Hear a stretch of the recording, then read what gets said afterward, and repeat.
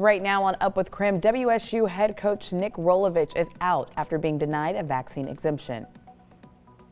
It's surreal is a good way to describe it, but it's really more just a lot of heartbreak for the young men in our locker room.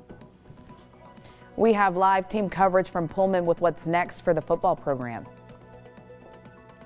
And wildlife experts say it's very rare to see grizzly bears in our area, but one was spotted in North Idaho recently. And we've got some very unseasonable weather today as temperatures soar into the mid-60s. I'll let you know when cooler weather returns.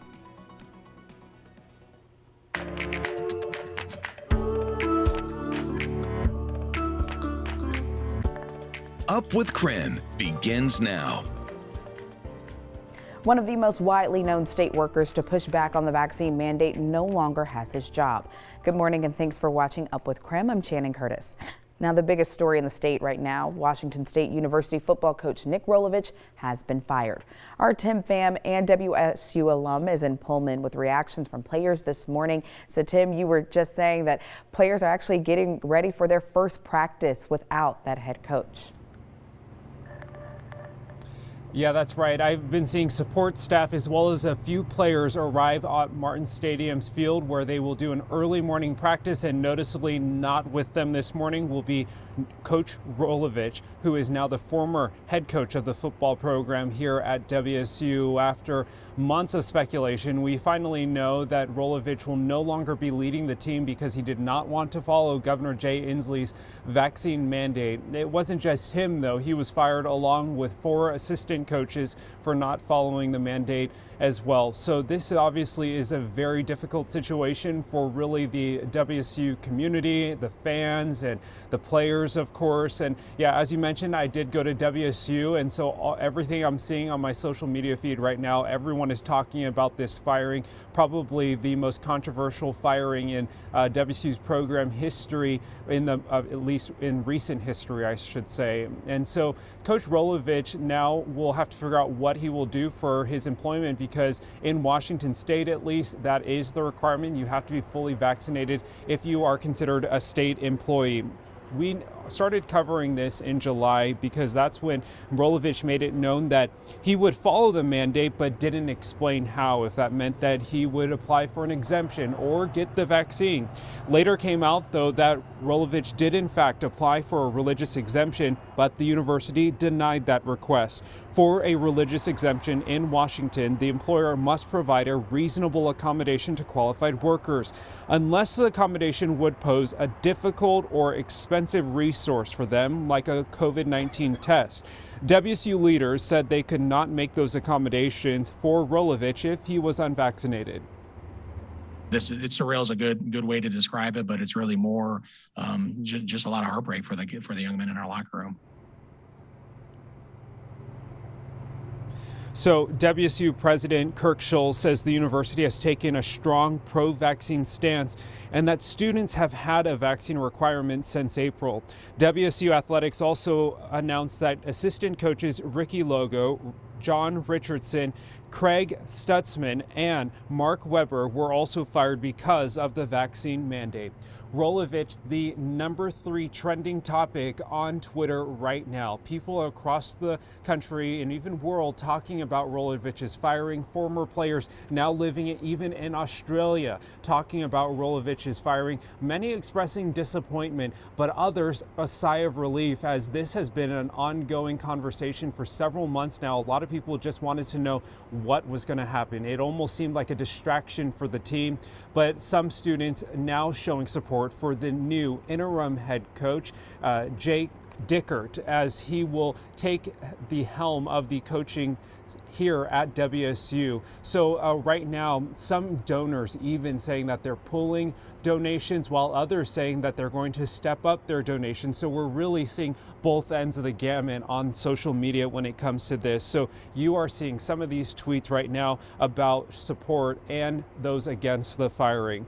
We did have a crew on campus all day on Monday to talk to students after the news broke that Rolovich was fired and how they felt about the situation. That's a little bit shocking, honestly. I didn't think he would be fired for that, but I guess that's if that's what he needs to do is get the vaccine to keep his job, then he has to do it. It seemed like the team just started to start picking up pace and starting to do well. So I don't really know. I hope they can go and win games still. Well, we want to hear from you this morning. Do you think Rolovich should have been fired? Let us know by texting us 509-448-2000. What we know about vaccines on WSU's campus right now is WSU saying that 90% of their staff are fully vaccinated. Meanwhile, 98% of students are vaccinated here. So again, we want to know what you think. Text us 509-448-2000. We'll be talking about your responses all morning long. Back out here live, Rolovich and other coaches fired with cause. And this is really key because in the contracts, of course, that was one of the big things many WSU fans and alum wondered. Could WSU fire him and would they have to buy out his contract? Obviously, more than $3 million. That would be a huge setback for WSU. And would it really impact their process in hiring a new head coach moving forward? Because obviously that allotted budget, a huge chunk of the athletic budget to hire a coach, and that would really limit who they could hire as a new head coach. But now that WSU does not have to pay that because they fired the coaches with cause, they can now use that money to then find a new head coach as they begin that process. So Rolovich, we're told though, was actually given one final last-ditch effort to get vaccinated in a final meeting with the university officials, and he ultimately decided not to begin the initiating process of getting vaccinated and eventually was let go. But let's move forward and talk about the future. Jake Dickert will step in as the new interim head coach. He was the Cougars defensive coordinator, and he will replace Rolovich for the rest of the season. This is his first year on the Palouse, but not his first year as a coach. Dickert has 14 years of collegiate coaching experience, but all on the defensive side of the ball. So it will be interesting to see how he will bring that to his leadership leading the entire team. Right now, WSU has a 4-3 record, 3-2 in Pac-12 play. On Saturday, BYU is coming to Pullman. The Cougs then have to play Oregon on the road and then Apple Cup in Seattle. Obviously a huge rivalry game. Even with this upheaval, Washington State University President Kirk Schulz still positive about the program. If you want the very latest on this situation, the fallout of Rolovich, you can text the word Rolo, that keyword there on your screen, to the number 509-448-2000. We'll text you a link with everything you need to know about Rolovich's firing, but also who is Jake Dickert. Jake Dickert expected to have a press conference today at 12:15 on WSU's campus. We'll be there and stream it on KREM.com. Live on Washington State University's campus in Pullman, I'm Tim Pham. Back to you in the studio.